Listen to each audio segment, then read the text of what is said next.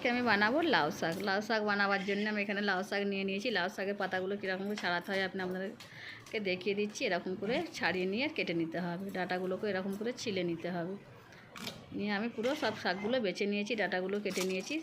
আমি একটা কুকারের মধ্যে দিয়ে দিয়েছি আলু, মসুর ডাল, একটু আদা রসুন বাটা, একটু পেঁয়াজ, একটু লঙ্কা গুঁড়ো, একটু হলদি গুঁড়ো, একটু নুন, সামান্য একটু তেল দিয়ে হাত দিয়ে ঘষে আর আমি এটা একটা সিটি দিয়ে নেবো। এটা তাড়াতাড়ি হয়ে যাওয়ার জন্য আপনারা এটা হাঁড়িতেও বানাতে পারেন বা কড়াতেও বানাতে পারেন।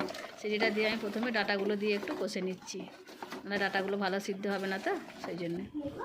আর কষে নেওয়ার পরে আমি পাতাগুলো ফের দিয়ে দিচ্ছি, দিয়ে একটু কষে নিচ্ছি। আমার ভিডিওটা যদি ভালো লাগে অবশ্যই একটা লাইক করবেন আর একটা সাবস্ক্রাইব করবেন, পুরো ভিডিওটা দেখবেন। শাকটা খেতে সবাই পছন্দ করে। লাউ শাকটা একটু নরম জিনিস, খেতে খুব ভালো লাগে, খুব টেস্টি লাগে।